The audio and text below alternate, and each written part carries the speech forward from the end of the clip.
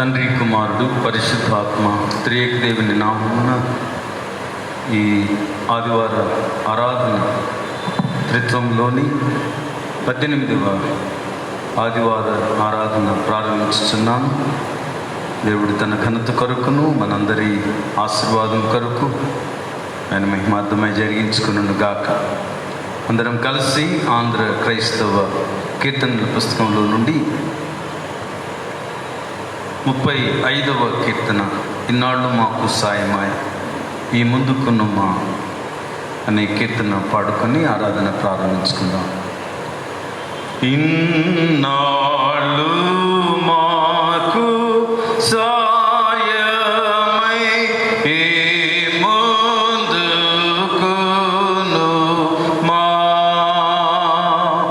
ఉన్నత గృహ మండపై యొప్పెడు దైవమా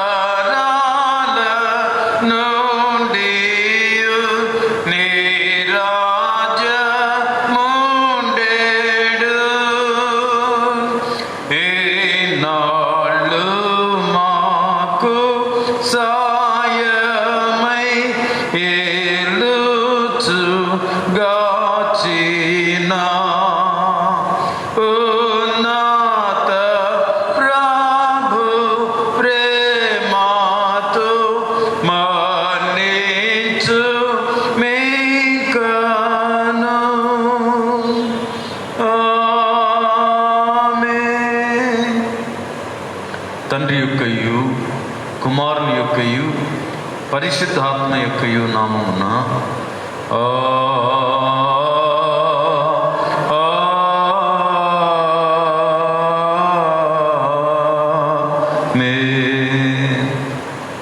నీ వెలుగును నీ సత్యమును బయలుదేర చేయము. అవి నాకు త్రోవ చూపును. అవి నీ పరిశుద్ధ పర్వతమునకును నీ నివాస స్థలమునకును నన్ను తోడుకొని వచ్చును. అప్పుడు నేను దేవుని బలిపీఠమునందుకు నాకు ఆనంద సంతోషములు కలుగచేయు దేవుని యొద్దకు చేరుదును.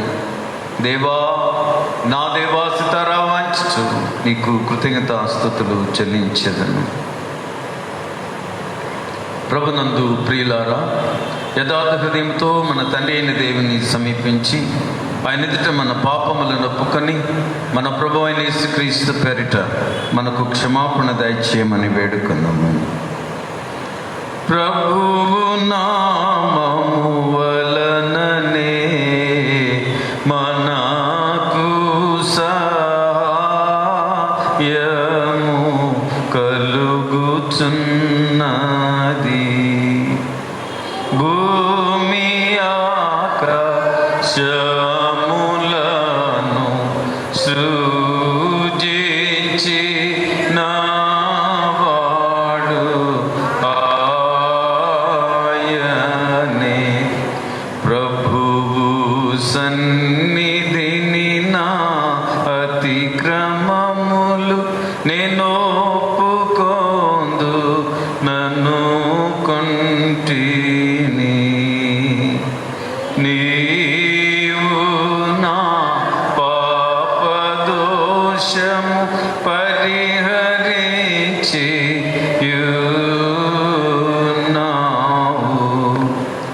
సృష్టికర్తవు, విమోచకుడునైన సర్వశక్తి గల దేవ, దీనులము పాపులము మేము స్వాభావికముగా పాపులమనియు అపవిత్రులమనియు తలంపు వలన మాట వలన క్రియ వలన నీకు విరోధముగా పాపం చేసితిమనియు నీ ఎదుట ఒప్పుకొనుచున్నాము. కావున మేము మా ప్రభువైన యేసుక్రీస్తు నిమిత్తమున నీ కృపను వెదుకుచు వేడుకొనుచు మీ తెలియని కనికరముల నీ ఎద్దకు ఆశ్రయమునకై వచ్చుచున్నాము. మా కొరకు చనిపోవుటకై మీ జనితైక కుమారుడు ఇచ్చిన మిగిలిన కరుణగల దేవ, మమ్మను కనికరించి మా సమస్త పాపములకు క్షమాపణ దయచేయము. మేము నీ కృప చేత నిత్య జీవం పొందినట్లు నిన్ను గూర్చియు నీ చిత్తమును గూర్చియు సరైన జ్ఞానమును నీ వాక్యమునకు తగిన విధేయతను మా యందు నీ పరిశుద్ధ ఆత్మ వలన వృద్ధి పొందింపుమని మా ప్రభువైన యేసుక్రీస్తు ద్వారా వేడుకొనుచున్నాము. ఆమేన్. మన పరలోకపు తండ్రియగు సర్వశక్తి గల దేవుడు మనల్ని కనికరించి మన కొరకు చనిపోవుటకై తన ఏక కుమారుని ఇచ్చి ఆయన మూలమున మన పాపములన్నిటినీ క్షమించుచున్నాడు. ఆయన నామమందు విశ్వాసముంచు వారికి దేవుని కుమారులగుటకు అధికారం ఇచ్చుచు వారికి తన పరిశుద్ధ ఆత్మను అనుగ్రహించును. నమ్మి బాప్తిస్మం పొందిన వాడు రక్షింపబడును. ఓ ప్రభువా, ఈ రక్షణను మా అందరికీ దయచేయము.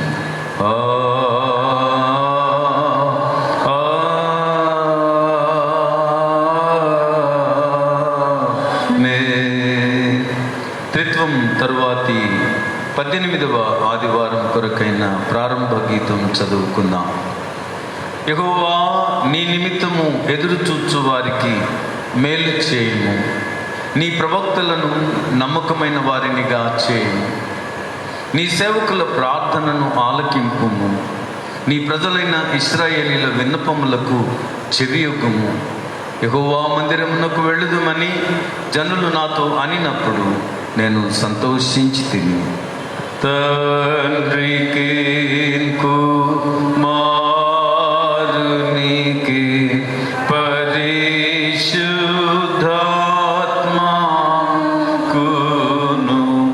ఆదియందు ఇప్పుడు ఎల్లప్పుడూ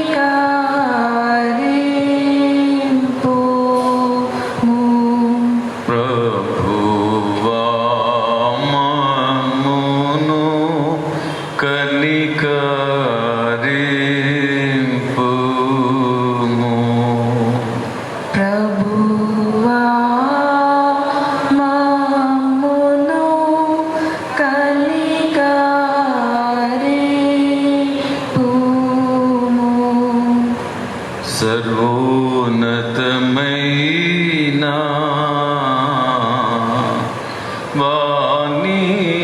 వాణిలో దేవునికి మహిమా కలుగును గాక. దేవునికి మహిమా కలుగును గాక. కలుగును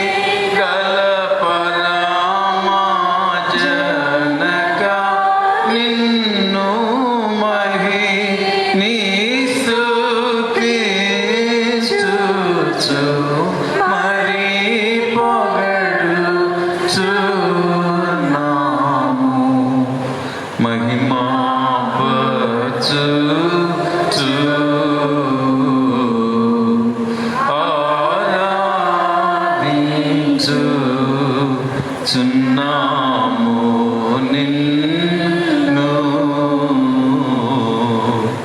మహిమాతిశయమును మదితల చియు నీకు మహిమా స్తుతి కృతజ్ఞతానిచు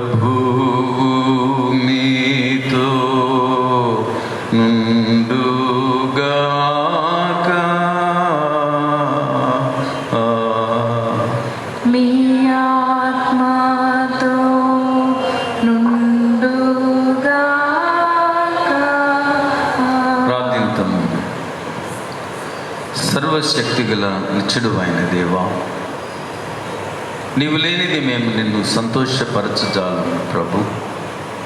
గనుక నీ పరిశుద్ధాత్మను మా హృదయములను అన్ని విషయములందును నడిపించి ఏలునట్లు అనుగ్రహింపమని నీతోనూ పరిశుద్ధాత్మతోనూ సదా ఏకదేవుడై యుగయుగములు జీవించుచు పరిపాలించుచుండు నీ కుమారుడును మా ప్రభువైన యేసుక్రీస్తు ద్వారా వేడుకొనుచున్నాము. ఆమేన్. దయచేసి కూర్చోనండి.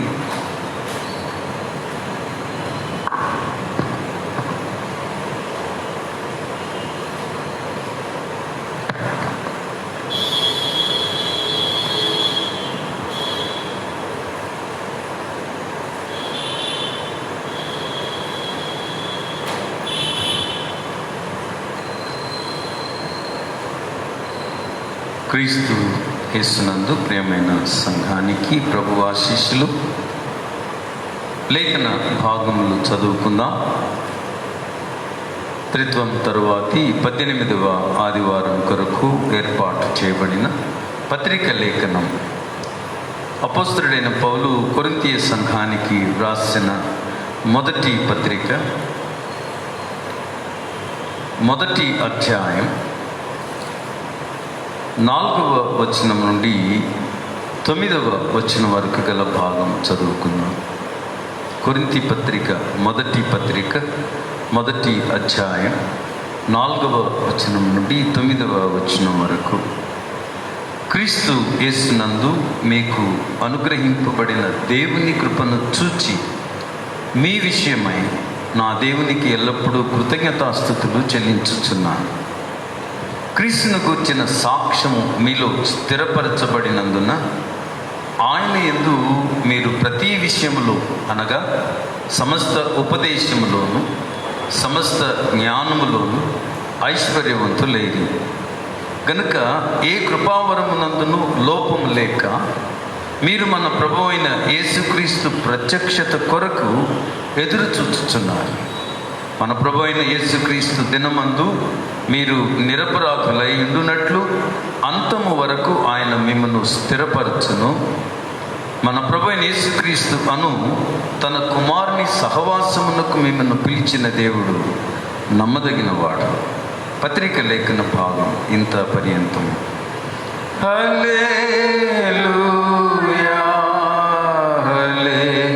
హల్లెలూయా హల్లెలూయా. సువార్త లేఖన భాగం మత్తయి సువార్త 22వ అధ్యాయం 34వ వచనం నుండి 46వ వచనం వరకు గల భాగం చదువుకుందాం. ఓ ప్రభువా నీకు మహిమా కలుగును గాక. సువార్త లేఖనము మత్తయి సువార్త నుండి 22వ అధ్యాయం 34వ వచనం నుండి చివరి వచనం వరకు గల భాగం చదువుకున్నాం.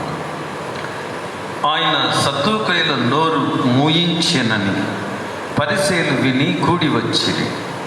వారిలో ఒక ధర్మశాస్త్రోపదేశకుడు ఆయనను శోధించుచు, బోధకుడా, ధర్మశాస్త్రంలో ముఖ్యమైన ఆజ్ఞ ఏదని అడిగాను.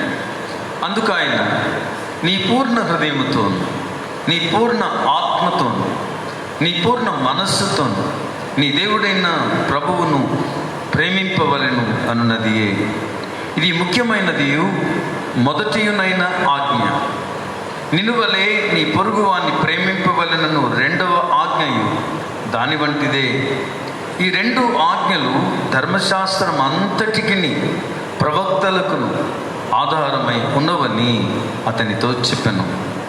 ఒకప్పుడు పరిసయ్యులు కూడి ఉండగా యేసు వారిని చూచి, క్రీస్తును గూర్చి మీకేమి తోచుచున్నది? ఆయన ఎవరి కుమారుడని అడిగాను. వారు ఆయన దావీదు కుమారుడని చెప్పారు. అందుకు ఆయన, అలాగైతే నేను నీ శత్రువులను నీ పాదముల క్రింద ఉంచు వరకు నీవు నా కుడి పార్శ్వమున కూర్చుండుమని ప్రభువు నా ప్రభువుతో చెప్పెను అని దావీదు ఆయనను ప్రభు అని ఆత్మ వలన ఏల చెప్పుచున్నాడు. దావీదు ఆయనను ప్రభువని చెప్పిన ఎడల ఆయన ఏలాగు అతనికి కుమారుడగనని వారిని అడుగగా ఎవ్వడునూ మారుమాట చెప్పలేకపోయాను. మరియు ఆ దినము నుండి ఎవడునూ ఆయనను ఒక్క ప్రశ్నయు అడుగ తెగింపలేదు. సువార్త లేఖన భాగం ఇంత పర్యంతం. ఓ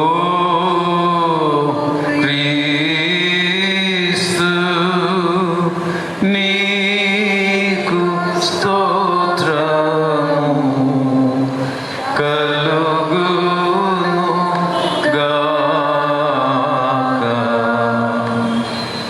అందరం కలిసి అపోస్తలుల విశ్వాస ప్రమాణం కుందాం. భూమి ఆకాశములను సృజించిన సర్వశక్తి గల తండ్రైన దేవుని నమ్ముచున్నాను. ఆయన యొక్క కుమారుడును మన ప్రభువైన యేసుక్రీస్తు నమ్ముచున్నాను. ఈయన పరిశుద్ధాత్మ వలన గర్భమున ధరింపబడి కన్యక మరియకు పుట్టి పొంతి పిలాతు అధికారం క్రింద శ్రమపడి సిలువ వేయబడి చనిపోయి సమాధి చేయబడిననియు అదృశ్య లోకములోనికి దిగిననియు చనిపోయిన వారిలో నుండి 3వ దినమున లేచి పరలోకమునకెక్కి సర్వశక్తి గల తండ్రి అయిన దేవుని కుడి చేతి వైపున కూర్చుండి ఉన్నాడనియు సజీవులకును మృతులకును తీర్పు చేయుటకు అక్కడ నుండి వచ్చుననియు నమ్ముచున్నాను. పరిశుద్ధాత్మను నమ్ముచున్నాను. పరిశుద్ధ క్రైస్తవ సంఘముకు పరిశుద్ధుల సహవాసమును పాపక్షమాపణయు శరీర పునరుద్ధానమును నిత్యజీవమునున్నవన్నీ నమ్ముతున్నాను. ఆమేన్. దయచేసి కూర్చోనండి.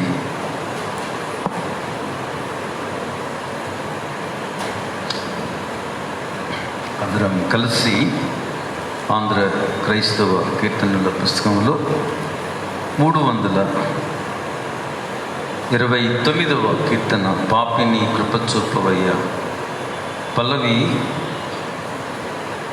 మొదటి 5 చరణాలు పాడుకుందాం. 5వ చరణం పాడినప్పుడు అందరం లేచి నిలబడదాం. పాపిని కృపచూపవయ్యా దాపు చేరితిని యేసయ్యా, పాపిని కృపచూపవయ్యా దాపు చేరితిని యేసయ్యా, పాప భారం క్రింద శ్రమ పడి కృంగియున్నాను యేసయ్యా, పాప భారము క్రింద శ్రమ పడి కృంగియున్నాను యేసయ్యా, పాపిని కృప చూపవయ్యా దాపు చేరితిని యేసయ్యా, వేష భాషల తోడ నిండి మోసపోయితిని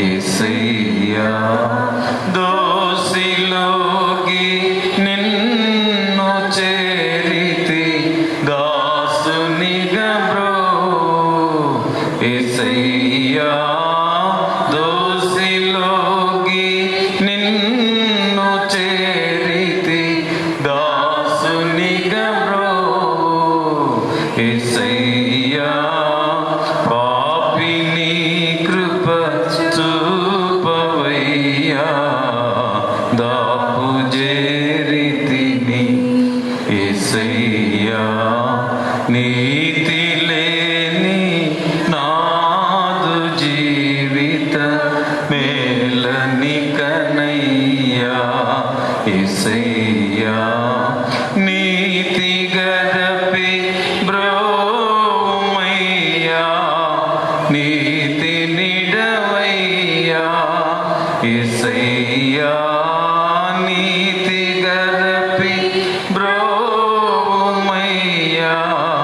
నీతి నిడవయ్యా యేసయ్యా, పాపిని కృప చూపవయ్యా దాపు చేరితిని యేసయ్యా, నీదు సిలువలోని ప్రేమ మెంచదరమౌనా యేసయ్యా, నాదు కలుషమంత బాపి కనికరింపుమా యేసయ్యా, నాదు కలుషమంత బాపి కనికరింపుమా యేసయ్యా, పాపిని కృప చూపవయ్యా దాపు చేరితిని యేసయ్యా, నీదు రక్త దారలేల పాపికాశ్రయము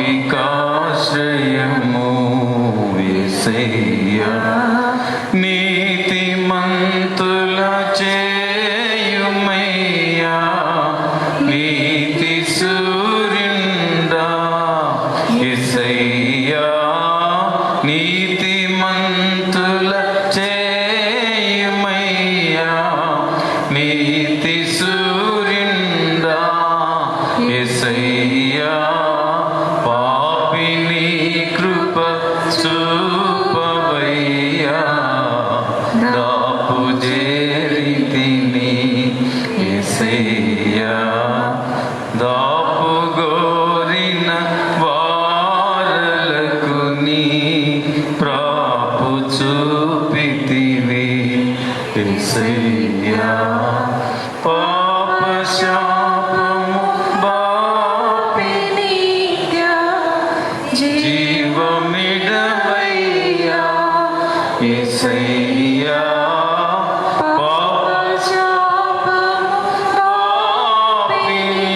నిత్య జీవమిదవయ్యా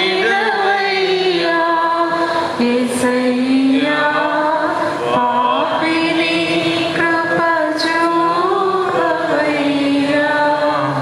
దాపు చేరితిని యేసయ్యా. మన తండ్రి అయిన దేవుని నుండి ప్రభు అయిన యేసుక్రీస్తు నుండి కృపయు సమాధానము మీకందరికీ కలుగును గాక. ఆమేన్. దయచేసి కూర్చోనండి. క్రీస్తు యేసునందు ప్రియమైన సంఘానికి ప్రభు ఆశీస్సులు తెలియజేస్తూ ఉన్నాను. క్రీస్తు నందు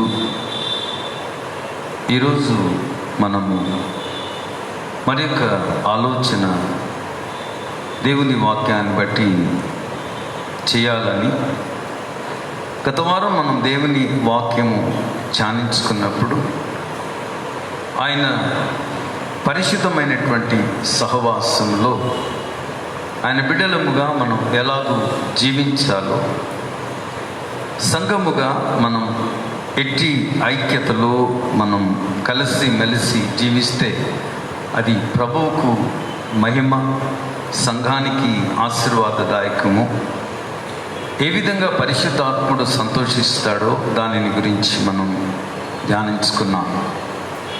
ఈరోజు క్రైస్తవుల జీవితాలలో ఆయన వాక్యానుసారముగా నడుచుకునేవారు ఎలాంటి ఆశీర్వాదాన్ని లేక ఎలాంటి అభివృద్ధిని, ఎలాంటి భాగ్యవంతమైన స్థితిని,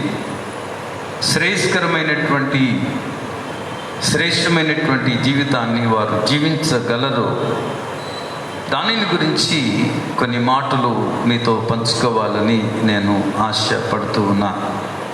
ఈరోజు చదువుకున్న లేఖన భాగాలు పత్రికలో కొరింథీలకు మొదటి పత్రిక 1వ అధ్యాయంలో 4 నుంచి 9 వరకు చదువుకున్న లేఖనం నుండి, అలాగే మత్తయి సువార్త 22:34 నుంచి 46 వరకు మనం చదువుకున్న లేఖనం నుండి ఈ తలంపులు మీతో పంచుకోవాలని నేను ఆశపడుతూ ఉన్నాను. దేవుని యందు భయభక్తులు కలిగినటువంటి మనం దేవుని కృపకు పాత్రులమైనటువంటి వారు. దేవునికి మనం లోబడి జీవించినప్పుడు, దేవుని వాక్యమును మనం అనుసరించి నడుచుకుంటున్నప్పుడు మనం ప్రతి విషయంలో కూడా జాగ్రత్త కలిగి నేను క్రీస్తునందున్న బిడ్డను అని ఎప్పటికప్పుడు మనం జ్ఞాపకం చేసుకుంటూ ఆయనను ఘనపరిచే జీవితంలో మన నడవడిక ఉన్నప్పుడు అది మనకెంతో ఫలభరితమైనటువంటి జీవితం. అది పరిశుద్ధాత్ముడు కూడా మనకు సహాయం చేస్తాడు. దేవునికి ఇష్టమైనటువంటి వారుగా జీవించటాన్ని పరిశుద్ధాత్ముడు ఇష్టపడతాడు. ఆయన బలమును, వరములను, క్షేమస్థితిని, అభివృద్ధిని దయచేసేటువంటి వాడుగా మన జీవితాలలో ఆయన ఫలింపు కలిగి ఉంటాడు. చాలామంది జీవితాలలో పరిశుద్ధాత్ముడు ఒకవేళ వారికి అనుగ్రహించబడిన పరిశుద్ధాత్ముని యొక్క అనుభవం వారి జీవితాలలో వారికి అనుగ్రహించబడిన పరిశుద్ధాత్మని యొక్క కాపుదలలో వారు ఆశీర్వాదం పొందుట కొరకు దేవుని కృప వారికి ఇవ్వబడిన వారి జీవితాలలో పరిశుద్ధాత్ముడు క్రియాశీలకమైన ఫలములను వారి జీవితాలలో ఇవ్వడు. కారణం ఏమిటి అనంటే పరిశుద్ధాత్ముడు తమకు తోడుగా ఉన్నాడు అనేటువంటి విషయాన్నే వారు మర్చిపోతారు. పరిశుద్ధాత్మునికి ఎప్పుడు ఒకటి తప్పనిసరిగా అవసరం. అదేమిటి అనంటే దేవుని చిత్తానికి లోబడి నడుచుకోవడం, అలాగే దేవుని నామమున ఎప్పుడు ప్రార్థిస్తూ గడపడం. అంటే 24 గంటలు నేను ప్రార్థన చేయమని అనను, కానీ మన జీవన ప్రయాణంలో ఎక్కడున్నా నడుస్తున్నా కూడా ప్రార్థన చేయొచ్చు. మోకాళ్ళు వేసే ఇంటి లోపలనే గది తలుపులు వేసుకునే ప్రార్థన చేయాలన్నది ఏం లేదు. ఎందుకనంటే దేవునికి ఇష్టముగా మనం జీవించుతున్నప్పుడు ఈ ప్రార్థనా స్వరం ఎప్పుడు దేవుడు మన దగ్గర నుంచి వింటూనే ఉంటాడు. ఎందుకనంటే మనం దేవునికి ఇష్టంగా నడుచుకునేటప్పుడు మనం అనుభవించే శ్రమానుభవాలలో రకరకాల అనుమానాలలో, రకరకాల పోరాటాలలో మనం ఎల్లప్పుడూ ప్రార్థిస్తూనే ఉంటాం. కనుక ఇవి రెండు కలిసే ఉంటాయి. ఆయనకి ఇష్టమైన వారముగా మనం జీవిస్తున్నప్పుడు తప్పనిసరిగా ఆయన నామమును బట్టి ప్రార్థించే ఆత్మ కూడా కలిగి ఉంటాం మనం. పరిశుద్ధాత్ముడు అట్టి కృపలో మనలను నడిపిస్తాడు. గనుక దేవుడు మన జీవితాల్లో మనం వర్ధిల్లాలని కోరుకుంటాడు. క్రిస్టియన్ ప్రాస్పెరిటీ, క్రైస్తవుని యొక్క అభివృద్ధి, సమృద్ధత, కలిమి లేదా సంపద. క్రైస్తవుడు దేవుని యందు నిరంతరము అంతకంతకు ఎదుగుతూ దేవుని ఆత్మ సంపదలను పొందుకునేటువంటి వాడుగా ఉంటాడు. ఆత్మ సంబంధమైన ఆనందాన్ని అనుభవించేవాడుగా ఉంటాడు. ఖచ్చితంగా వారి జీవితాలలో ఈ స్పిరిచువల్ ప్రాస్పెరిటీ, ఆధ్యాత్మికమైనటువంటి సమృద్ధత, సంపద వారు అనుభవించేవారుగా ఉంటారు అని మనవి చేస్తూ ఉన్నాం. ఒకసారి సామెతల గ్రంథం చాలామంది క్రైస్తవులలో కనిపించేటువంటి ఒక వాస్తవ విషయాన్ని ఇక్కడ సొలొమోను వ్రాస్తాడు. 13వ అధ్యాయం 7వ వచనం, ధనవంతులమని చెప్పుకొనొచ్చు లేమిడి కలవారు కలరు, దరిద్రులమని చెప్పుకొనొచ్చు బహు ధనము కలవారు కలరు. సమాజంలో ఉండేటువంటి ఒక సామాన్యమైన ప్రజల జీవన విధానాన్ని ఇక్కడ ఎత్తి చూపిస్తున్న ఆధ్యాత్మిక ప్రపంచంలో ఇది చాలా వాస్తవం. అదేమిటి అనంటే, ధనవంతులమని చెప్పుకుంటూ, ఇప్పుడు క్రైస్తవ విశ్వాసం అంతా కూడా, నేను సాధారణమైన ధనాన్ని గురించి చెప్పడం లేదు, క్రైస్తవ సహవాసములో వారు ఆధ్యాత్మికమైనటువంటి ఆశీర్వాదాలు అనుభవించేటువంటి వారుగా ఉంటున్నప్పుడు చాలామంది జీవితాలలో తామేదో చాలా గొప్ప విశ్వాస సంబంధమైన కుటుంబంలో నుంచి వచ్చిన వారమని తమను తాము నమ్మింప చేసుకోవడానికి ప్రయత్నం చేస్తారు. తమలో ఏదో చాలా గొప్ప ఆధ్యాత్మికమైనటువంటి గొప్ప ప్రపంచంలో తాము ఉన్నామని, తమలో ఆ నడవడిక, గొప్పతనం అంతా ఉంది అని సమాజానికి కనబరుచుకోవటానికి ప్రయత్నం చేస్తారు. అందుకనే ఈ మాట నేను చదువుతున్నాను. ధనవంతులమని చెప్పుకొనొచ్చు, లేమిలో ఉండేవారు ఉన్నారు. మేము చాలా గొప్పవాళ్ళమండి, ఆధ్యాత్మికంగా బాగుంటాం, మేము రోజు ప్రార్థన చేస్తాం, బైబిల్ చదవకపోతే కుదరదు మాకు, మేము దేవుని సహవాసంలో ఉంటున్నాం, గనుక మేము ఆధ్యాత్మికంగా చాలా మంచివాళ్ళమని చెప్పడానికి రకరకాల మాటలు వారు చెప్తారు. కానీ వాస్తవానికి వారి జీవితాలలో తొంగి చూస్తే నిజంగా అటివి కనబడవు. లేశమాంతరమైన వారి జీవితాలలో ఆత్మ సంబంధమైన నడవడిక కనబడదు. ధనవంతులమని చెప్పుకుంటారు, ఆధ్యాత్మికంగా నేను చాలా సమృద్ధత, సంపద కలిగిన వారమని చెప్తారు, కానీ లేమిలో జీవిస్తారు. వారి జీవితంలో ప్రార్థనా స్వరం ఉండదు, ఆత్మ సంబంధమైన నడవడిక ఉండదు. దేవునికి ఇష్టమైన వారుగా జీవించి ఆ ఆశీర్వాదాన్ని పొందుకోవడానికి వారేమాత్రం కూడా ప్రయత్నం చేయరు. లేమిలోనే ఉంటారు. ఆధ్యాత్మిక లేమి ఇది. పరిశుద్ధాత్మ లేని, పరిశుద్ధాత్మ నడుపుదల లేనటువంటి క్రైస్తవ జీవితం ఇది. అందుచేత దేవుని సమృద్ధి అనుభవించాలి అనంటే మనం ఆత్మ ద్వారానే నడిపించబడతాం. మనం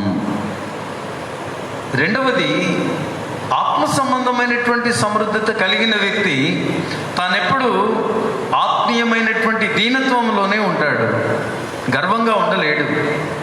ఎప్పుడు కూడా ఆత్మ సంబంధమైన వ్యక్తులను గమనించండి. వారి ఆత్మీయ జీవితంలో వారెప్పుడు కూడా వారు గొప్పవారుగా కనపడాలని ప్రయత్నం చేసేవారు. మేము చాలా గొప్పవాళ్ళమండి, మాకు అది ఉంది, మేము ఇంతటోళ్ళం అంతటోళ్ళం, ఇంత సాక్ష్యం అని ఆత్మీయంగా చెప్పుకునేటువంటి వారు ఉన్నారే, వారి జీవితాలలో వాస్తవంగా వారు ఆధ్యాత్మిక దారిద్ర్యతను అనుభవిస్తున్న వారని అర్థం. కానీ ఆధ్యాత్మికమైనటువంటి స్థితిలో మొట్టమొదట మనకు కనిపించేది ఏమిటి అనంటే దీనత్వం కలిగినటువంటి జీవితం.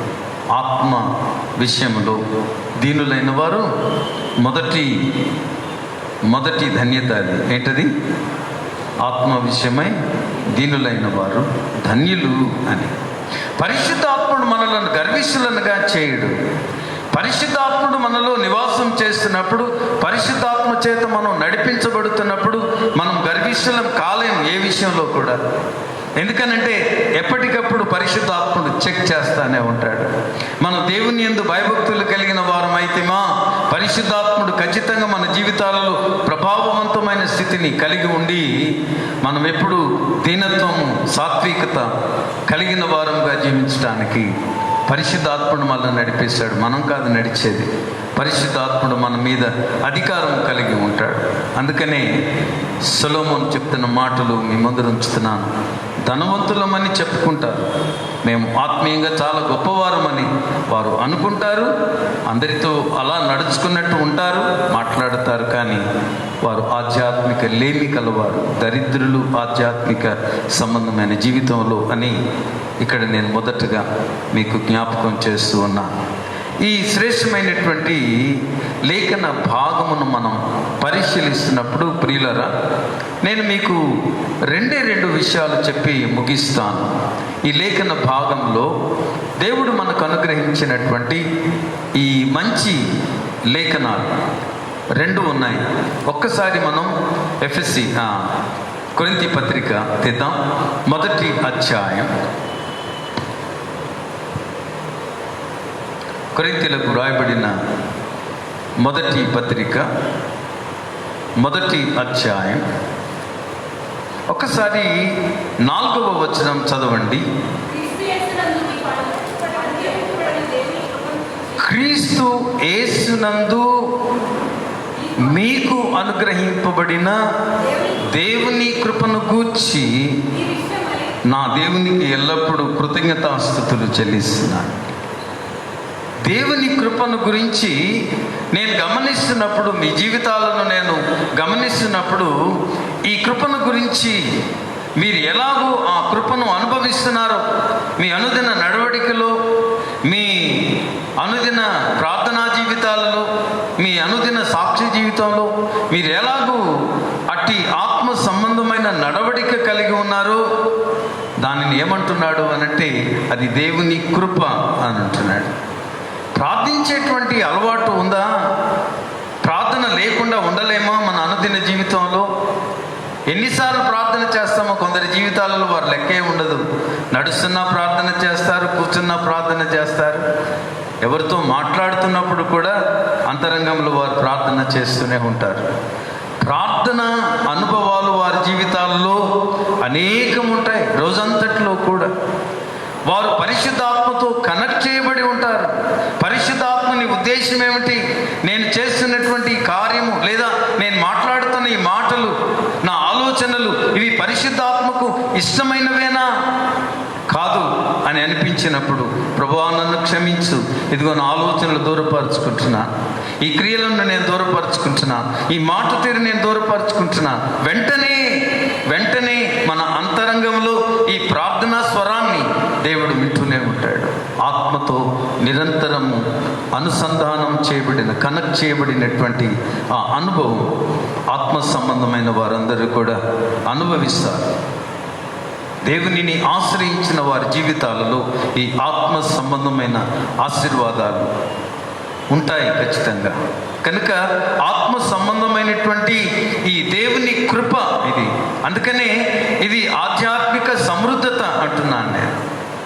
ఆధ్యాత్మిక ఆశీర్వాదం అది. దేవునికి ఇష్టమైనటువంటి నడక ఇది. దేవుడు నిరంతరము కాపాడి మనలో స్థిరపరిచే అంతకంతకు వర్ధిల్ల చేసేటువంటి నడత ఇది. అందుచేత దేవుని బిడలమైన మన జీవితాలలో ఈ కృప, ఈ సమృద్ధత, ఈ ఆశీర్వాదం మనకు అనుగ్రహించబడి ఉన్నది.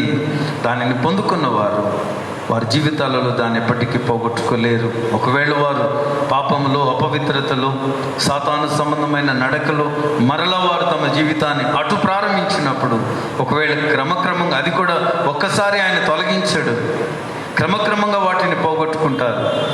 చివరికి శాశ్వతంగా వాటికి దూరం అయిపోతారు. పరిశుద్ధాత్ముడు వారి జీవితాలలో తన స్వరాన్ని వినిపించడు. పాపమును గురించిన హెచ్చరిక చెయ్యలేడు ఆయన. కఠినమైన హృదయం కలిగి మన మనస్సులు కఠినం చేయబడి అంతకంతకు దేవుని నుండి దూరమై పాప సంబంధులంగా స్థిరపడిపోతాం అని జ్ఞాపకం చేస్తున్నాం. దినవృత్తాంతాల 2వ గ్రంథం 16వ అధ్యాయం.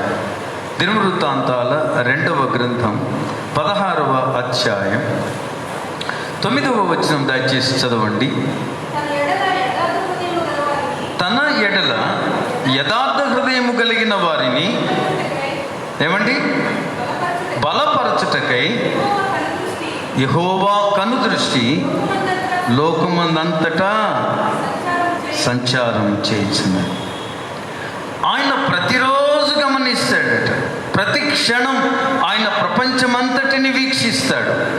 ఆయన ఆత్మ సంచారంలో ఎవరైతే ఆయనకు లోబడి బ్రతకాలని ఆశ కలిగి ఉన్నారు, ఎవరైతే తమ చిత్తానుసారంగా కాదు, ఇక నుండి మా జీవితాలలో దేవుని చిత్తమునకు అనుకూలంగా నడుచుకోవాలి అని వారు ఇష్టపడతారు, తమ జీవితాలను ఆ విధంగా దేవుని యందు బలపరచుకోవడానికి తాము సంసిద్ధత కనుపరుస్తారు. అటు వారిని ఆయన వెతికి వారిని గమనిస్తాడట. ఆయన కన్నులు వారిని గమనిస్తాయి. అందుచేత వారిని క్రమక్రమంగా దేవుని యందు పరిపూర్ణ స్థితిలోనికి నడిపించడానికి ఆయన ఇష్టపడతాడు.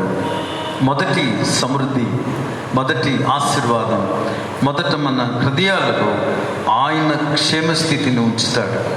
ఆయన ఆత్మ సంబంధమైన స్థితిని స్థిరపరుస్తాడు.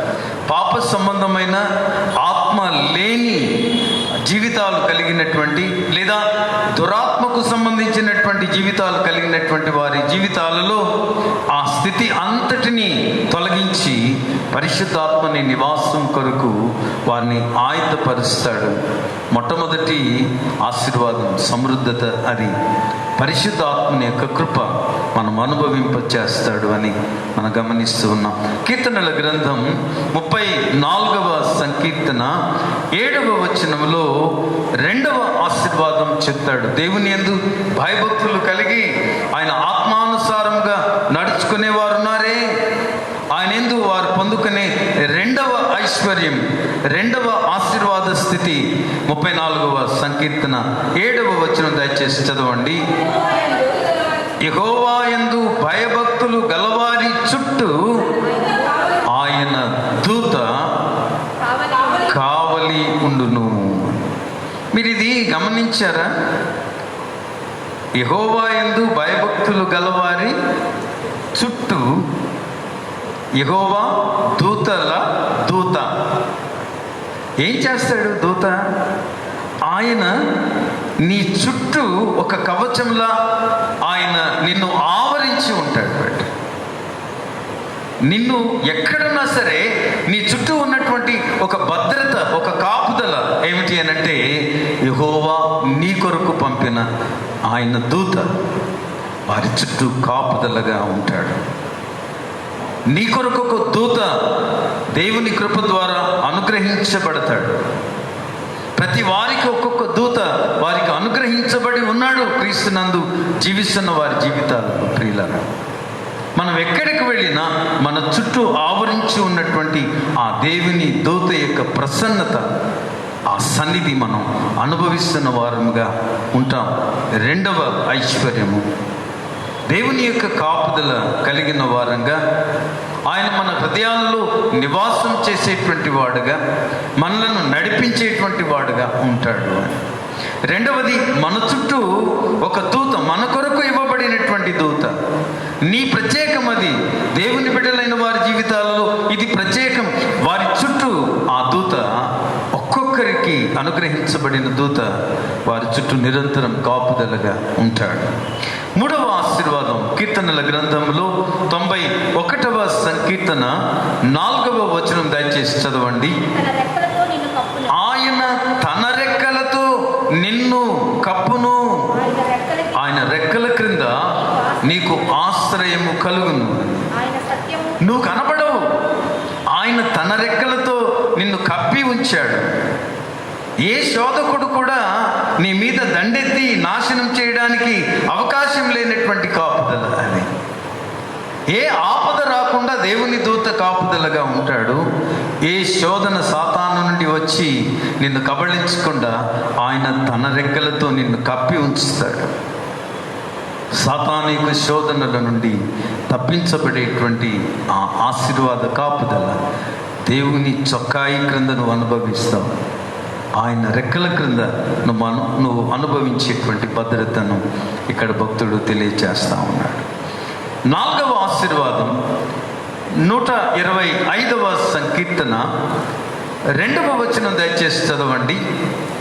4వ ఆశీర్వాదం 2వ వచనం. యెరూషలేము చుట్టూ పర్వతములున్నట్లు ఇది మొదలుకొని యెహోవా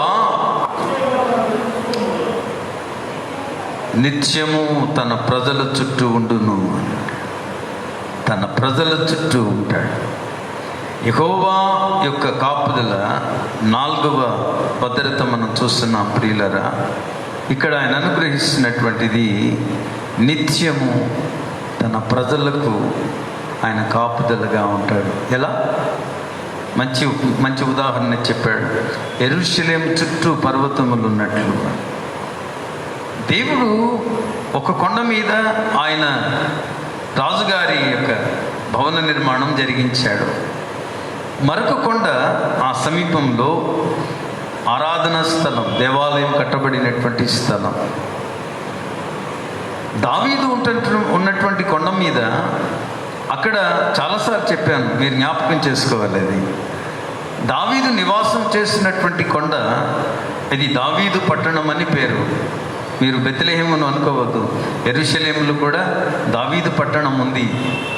అది దావీదు నివాసం చేసేటువంటి, రాజైన దావీదు నివాసం చేసే పట్టణం గనుక ఈ పట్టణము మీదనే ఒక శ్రేష్టమైనటువంటి సియోను పర్వతం అని దీనిని పిలుస్తారు.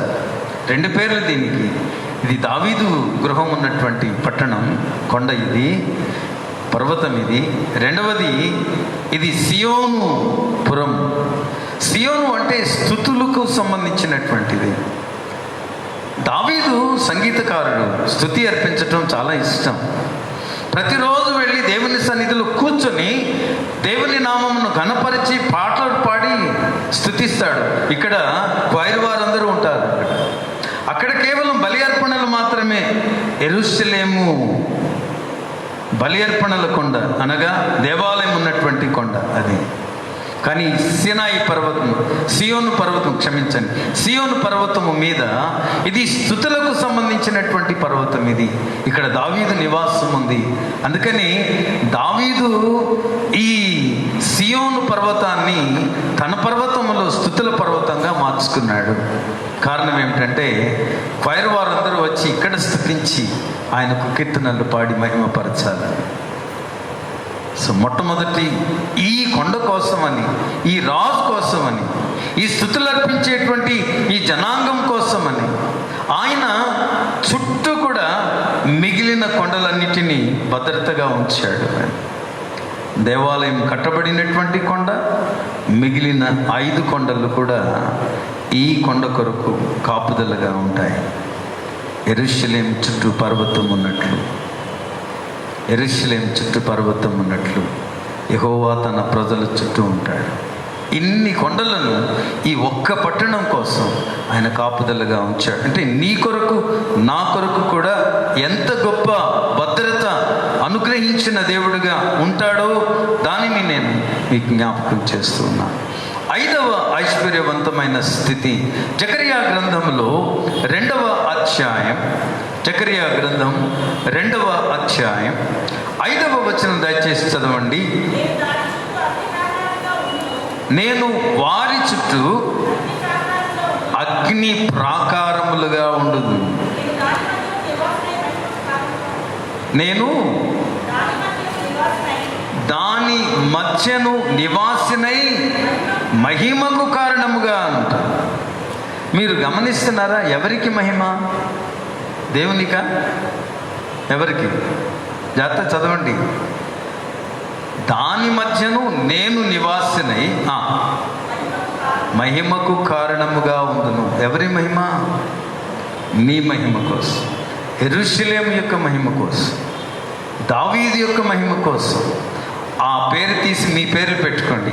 నీ మహిమ కోసం ఆయన నిరంతరం కాపుదలగా ఉంటాడు. నువ్వు మహిమపరచబడాలి, నువ్వు ఘనపరచబడాలి, గౌరవించబడాలి, ఆశీర్వదించబడి అనేక జనాంగముల మధ్య నువ్వు దేవుని నామాన్ని మహిమపరుస్తున్నటువంటి వాడవుగా నిన్ను కూడా ఆయన మహిమపరచటం ఆయనకి ఇష్టం. అవమానించటం, తగ్గిపోవడం, లేదా మనం విశ్వాస జీవితంలో నుండి పడిపోవడం, నాశనం అవ్వడం దేవుడు ఇష్టపడడు. కానీ విశ్వాస సంబంధమైన మన జీవితంలో అంతకంతకు మనం మహిమపరచబడినట్లు ఆయన మనలను ఆశీర్వదించువాడుగా ఉన్నాడు అని లేఖనం మనకు తెలియజేస్తూ ఉంది. చివరిది లూకాసు సువార్త 21వ అధ్యాయం. లూకాసు సువార్త 21వ అధ్యాయం 18వ వచనం దయచేసి చదవండి. నీ తల వెంట్రుకలలో ఒక్కటి అయినను నశింపదు.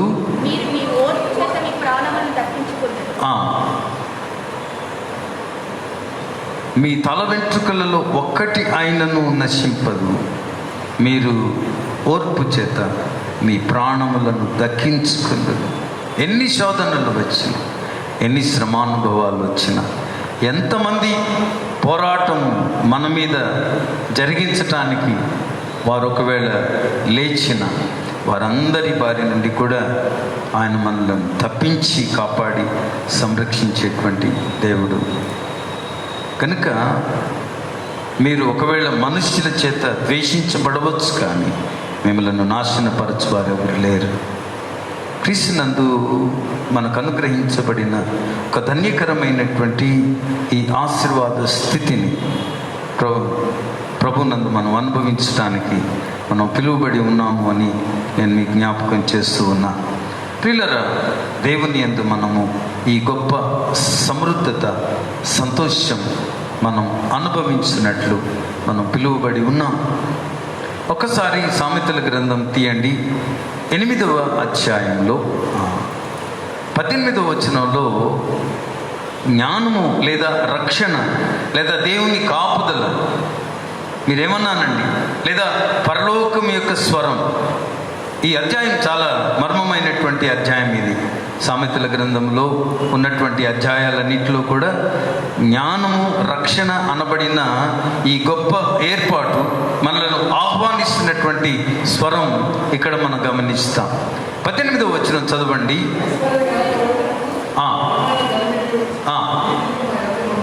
ఏ విధమైనటువంటి సమృద్ధి ఇస్తాడు. మనం సమృద్ధి అనగానే చాలాసార్లు మనం ఏమనుకుంటామంటే ఐశ్వర్యవంతమైన స్థితి అని. డబ్బు, చాలా ఉన్నతమైనటువంటి ఘనత వహించినటువంటి స్థితి, సమాజంలో చాలా ఐశ్వర్యవంతులం, గొప్పవాళ్ళమని పేరు గడించేటువంటి స్థితి. ఇక్కడ చెప్పబడుతున్న మాట ఏమిటంటే, దేవుని యందు భయభక్తులు కలిగిన వారి జీవితాలలో ఆయన ఘనతలు, స్థిరమైన ఘనతలు ఇస్తాడు. మొట్టమొదట మంచి పేరు ఇస్తాడండి. మనం మంచి పేరు సంపాదించుకునేలాగా దయచేస్తాడు. శత్రువులు రకరకాల పేర్లు పెడతారు, అది సాతాను పని, మనమేం చేయలేము దాన్ని.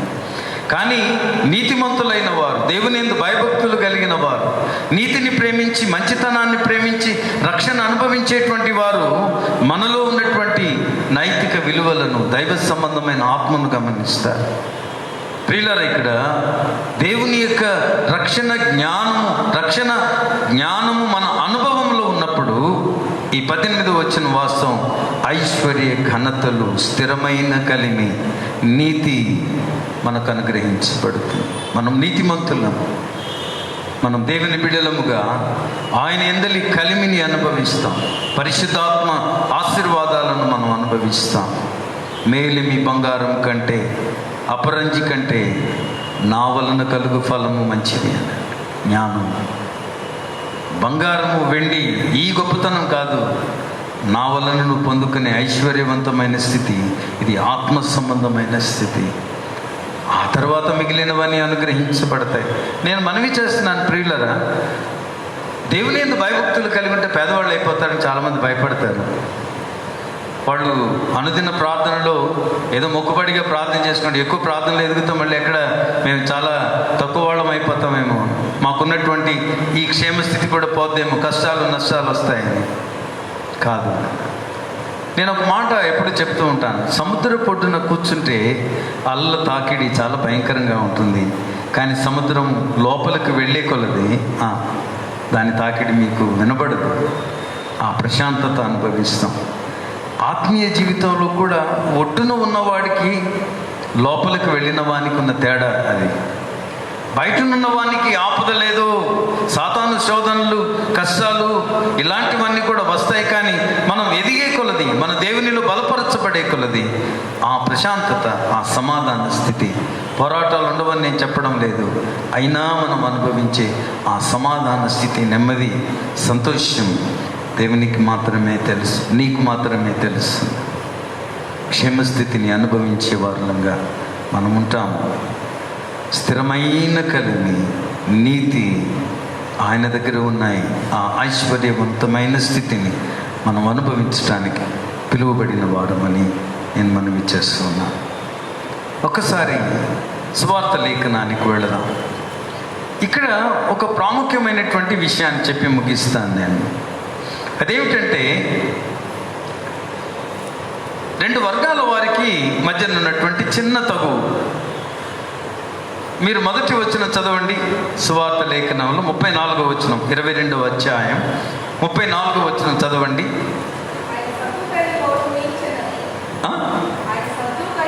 ఆయన సద్దూకయ్యుల నోరు ముయించెనని పరిసయ్యులు విని కూడి వచ్చిరి.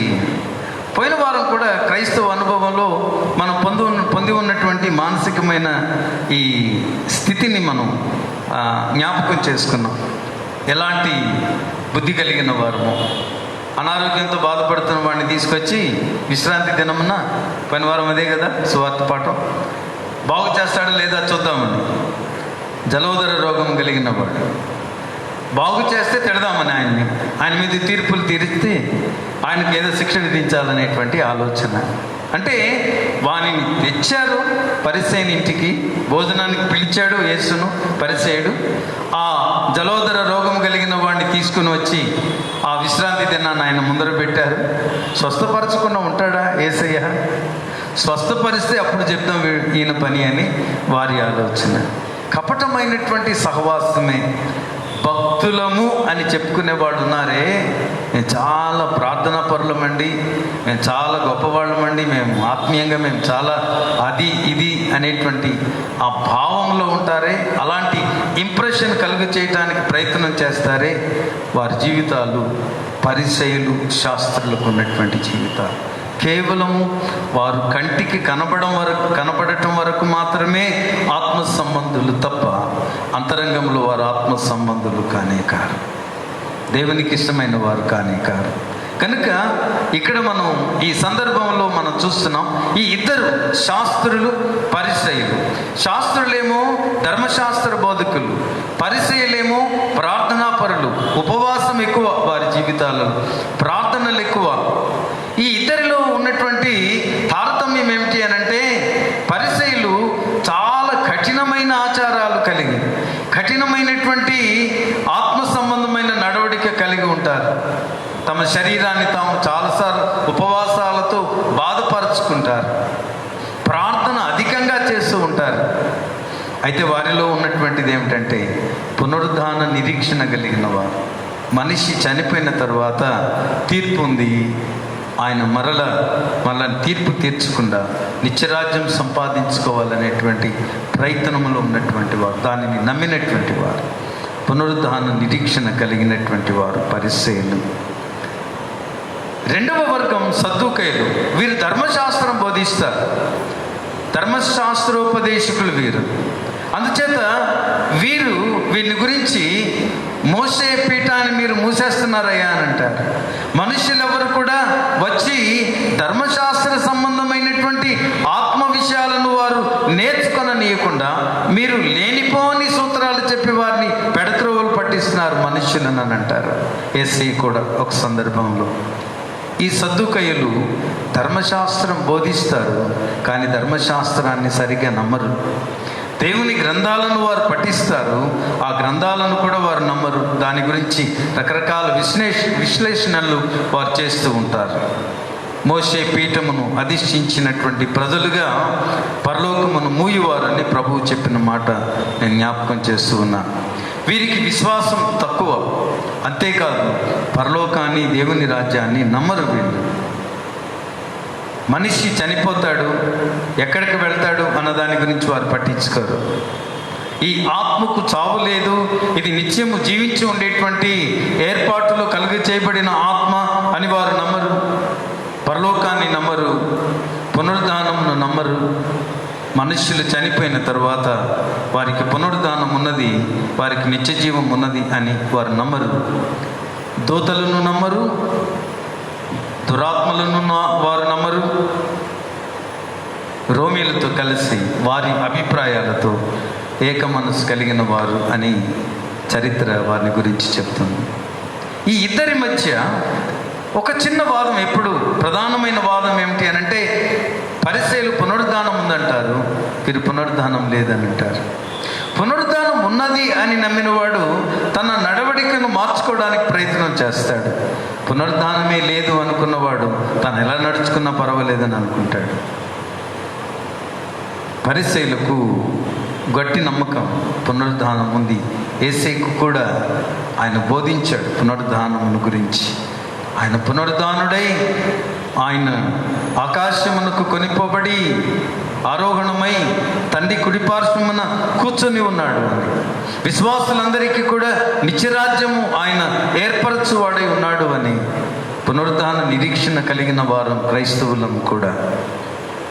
గనుక ఒకరోజు సద్దూకయ్యులకు యేసేకు చిన్న మాట వచ్చింది.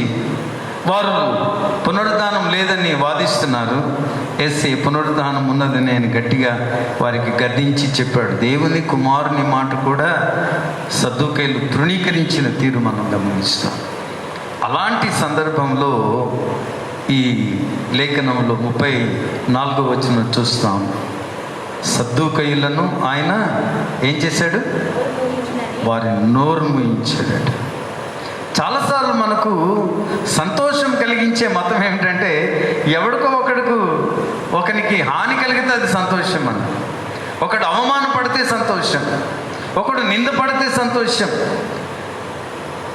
లేఖనం ఏం చెప్తుంది? ఒకడు తప్పు త్రోవల్లో ఉంటే వాడిని తీసుకువచ్చి మంచి మార్గంలో పెట్టండిరా అంటే, వాడు ఏం తప్పు చేస్తున్నాడు, ఎలా చేస్తున్నాడు, వాడి గురించి 10 మందితో చెప్పుకోవడానికి వాడిని చూస్తూ ఉంటాం. క్రైస్తవ సహవాసములో పరిసయ్యులకు గుణలక్షణం అది. సద్దూకయ్యులు అవమానించబడ్డారు, యేసే వారిని కోపపడ్డాడని ఎవరో పట్టుకు వెళ్ళి చెప్పారు ఈ మాట. సద్దూకయ్యులు తలలో వంచేశారంతే, యేసే చాలా గట్టిగా వాళ్ళకు బుద్ధి చెప్పాడు అని ఎవరో చెప్పుంటారు. వెంటనే వాళ్ళు పరిగెట్టుకొచ్చేసారు. సద్దూకయ్యులను ఆయన అవమానపరిచాడని చెప్పి యేసేకి షేక్ హ్యాండ్ ఇవ్వటానికి వచ్చారు. చాలా మంచి పని చేశావు అని. అందుకు ఆయన వారితో సంతోషించలేదు. ఏం చెప్తున్నాడు? ఏమన్నాడు ఆయన? మనం ఇప్పుడు చదువుకున్న లేఖన భాగం అదే. ఒకసారి 41వ వచనం నుంచి చదువుదాం. 41వ వచనం నుంచి ఆయన పరిసయ్యులతో మాట్లాడుతున్నాడు. యేసు పరిసయ్యులను చూచి, క్రీస్తును గూర్చి మీకు ఏమి తోచుచున్నది? ఆయన ఎవని కుమారుడు అని వారిని అడిగాను. క్రీస్తును గురించినటువంటి మీ అభిప్రాయం ఏమిటి? ఆచారాలలో ఉన్నారు ఈ 2 వర్గాలు కూడా.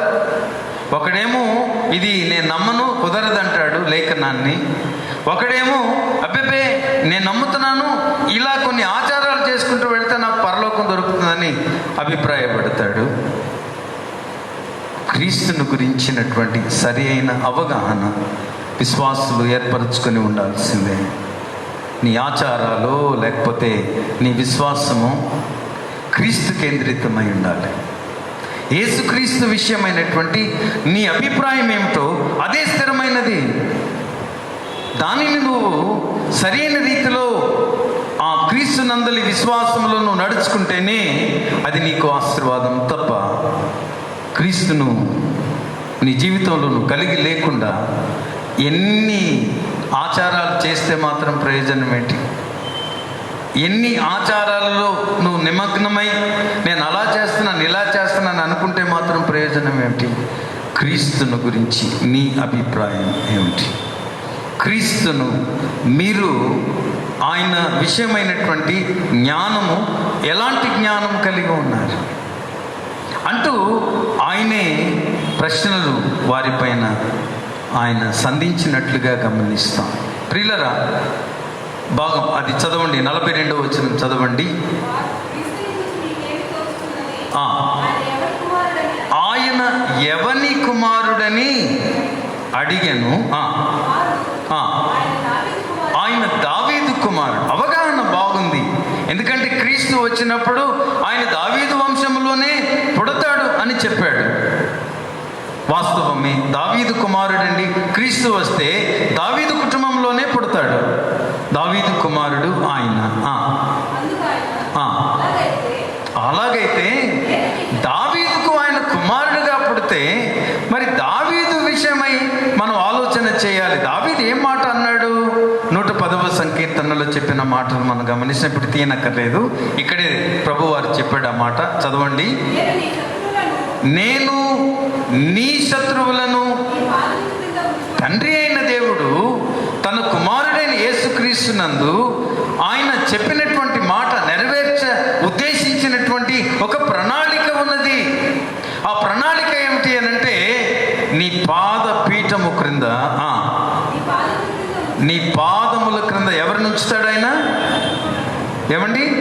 నీ శత్రువులను నీ పాదముల క్రిందకు నేను తెస్తాను. అందులో 3 వర్గాల ప్రజలు ఉన్నారు.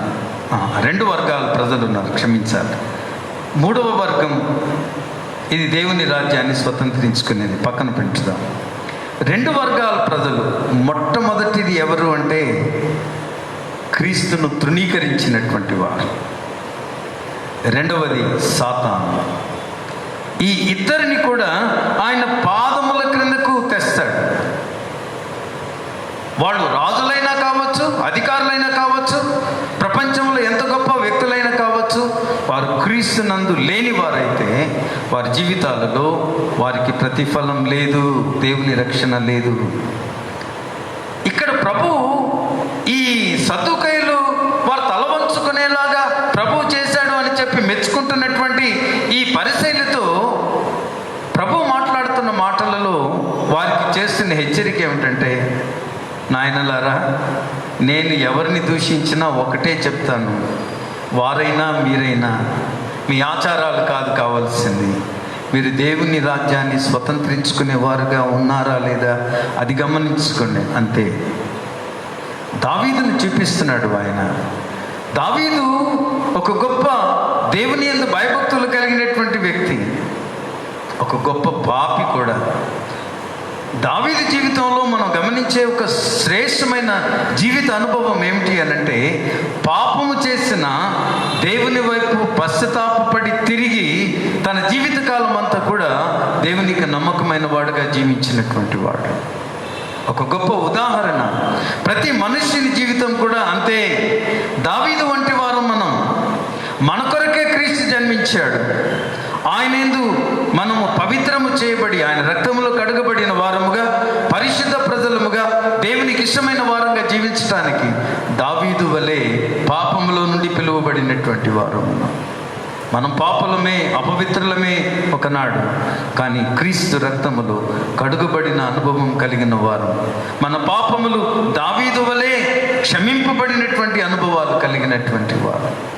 దావీదును దేవుడు ప్రేమిస్తాడు. ఎంతగా దేవుడు దావీదును ప్రేమించాడు అనంటే, ఆ కుటుంబంలో నుండి దావీదు పేరు చెప్పుకొని దేవుని కుమారుడు జన్మించటానికి ఆ పేరును ఆయన వాడుకున్నాడు. దావీదు వంశంలో జన్మించిన వాడు క్రీస్తు ప్రభు. పాపి అయినటువంటి దావీదును తన పవిత్రమైనటువంటి జనన కుటుంబంలో ప్రాముఖ్యమైన కుటుంబంగా దావీదును ఆయన కలిగి ఉన్నాడని గమనిస్తాం. దావీదును ఆయన ప్రత్యేకపరిచాడు.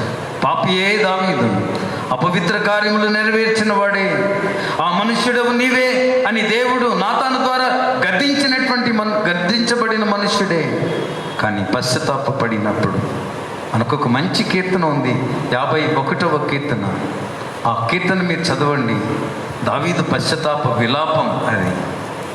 కనుక తన పాపములన్నీ ఒప్పుకొని దేవుని యొక్క కృప సంపాదించుకోవడానికి వ్రాసినటువంటి ప్రార్థన స్వరం ఆ కీర్తన. క్షమించబడిన వాడుగా ఎంత గొప్పగా ఆ పేరు క్రీస్తునందు లేదా దేవుని యందు సంపాదించుకున్నాడు అంటే, క్రీస్తే తన కుటుంబంలో జన్మించులాగన దేవుని కృపను సంపాదించుకున్నాడు. మనందరం పాపులమే. దేవుని కుమారుని గురించినటువంటి ఆ అవగాహన మనకుందా? పరిశీలి ఎన్నైనా ఆచారాలు చేయవచ్చు, సద్దుకాయలు ఎన్ని వాదనలైనా లేఖనంలో నుంచి చూపించి విశ్వాసాన్ని బలహీనపరచవచ్చు. అది వారి సాంప్రదాయం. నీవు నేను ఒకవేళ భక్తులమని చెప్పుకుంటే, విశ్వాసులమని మనం చెప్పుకుంటే, మన జీవితాలలో వాస్తవంగా క్రీస్తును మనం కలిగి ఉన్నామా? దావీదు పాపి అయినప్పటికీ కూడా తను దేవుని కుమారుణ్ణి ఆయన తన కుమారునిగా ఈ లోకంలో ఏర్పరచుకున్నాడు. అందుకనే దావీదు మాటలు ఆయన చెప్తాడు. ఏంటంటే అది దావీదు జీవితంలో ఈ క్రీస్తు ఒక కుమారుడైతే మరి ఆయనను ప్రభువు అని ఎందుకు చెప్తున్నాడు? తల్లి అయిన మరియ తాను కుమారునికి జన్మం ఇచ్చింది, కానీ ఆమె యేసునామమున ప్రార్థించింది కూడా మేడగదిలో. దావీదు ఆయన తన వంశంలో ఈ కుమారునికి స్థానం ఇచ్చాడు, దేవుడు దానిని ఏర్పరిచాడు. అలాగే దావీదు క్రీస్తునందు ఆ క్షమాపణ రక్షణ అనుభవించేటువంటి కృప సంపాదించుకునేలాగన ఆయనను ప్రభు అని ముందుగానే ఒప్పుకున్నాడని చెప్తున్నాడు. కొన్ని వందల సంవత్సరాల ముందే ఆయన సాతానును నాశనం చేసేటప్పుడు తన పాదముల క్రింద ఆయనకు లోబడని వారిని అందరినీ కూడా అణగద్రొక్కి నాశనం చేస్తున్నప్పుడు దానిని ముందుగానే చూసినటువంటి దావీదు ఇంకా క్రీస్తు ప్రభు తన వంశములో జన్మించక ముందే ఆయనను ప్రభు అని ఒప్పుకున్నాడు. తండ్రి అయిన దేవుని యొక్క కుడిపార్శ్వమందు కూర్చుండువాడు అని ముందుగానే దర్శనంలో చూచాడు. ఎంత గొప్ప ఆశీర్వాదం అండి! పాపి అయిన దావీదుకు దేవుడిచ్చినటువంటి కృప. అతనిని కుమారుడు అన్నాడు, తన రక్షకుడు అని కూడా విశ్వసించినవాడు. మీరు అది గమనించండి. మీ పోరాటాలలో, విమతాలలో, మీ మతాలకు సంబంధించినటువంటి, మీ ఆచారాలకు సంబంధించినటువంటి రకరకాల వాదోపవాదాలలో దేవునిని మీరు కనుగొనలేరు. దావీదు వలె ఎవరైతే తమ పాపములను ఒప్పుకొని విడిచిపెట్టి దేవుని రక్షణ అనుభవించడానికి ఇష్టపడతారో వారి జీవితాలలోనే ఆయన వారి కుమారుడుగా, వారి రక్షకుడుగా ఆయన ఉంటాడు.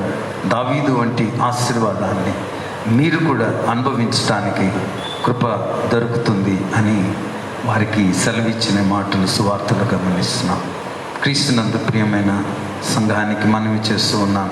మన జీవితాలలో క్రీస్తు ప్రభు ఒకవేళ వాదోపవాదాలక, ఒకరితో ఒకరు పోట్లాడుకోవడానిక, ఒకరినొకరు మనం నిందించుకోవడానిక, వారు గొప్ప వీరు గొప్ప అని మనం భావించుకోవడానిక, ఎవరెవరి పాపములను ఎత్తి చూపి మాట్లాడుకోవడానిక కాదు. నీ జీవితంలో క్రీస్తు ప్రభు ఏమై ఉన్నాడో అది నీ జీవితానికి అవసరం.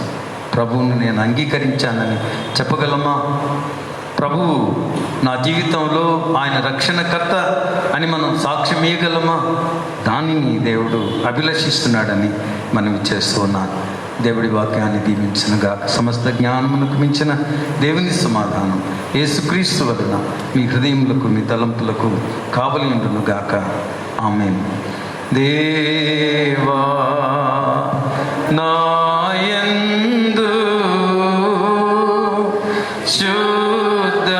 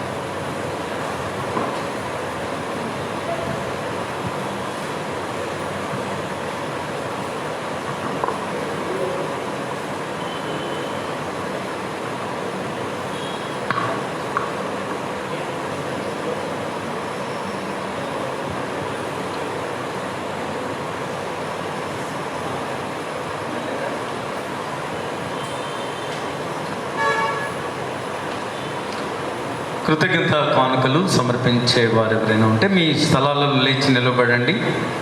సంఘ పెద్ద గారు మీ దగ్గరికి వస్తారు. సుధీర్ వర్మ గారి ముందుకు ఆహ్వానిస్తున్నాను.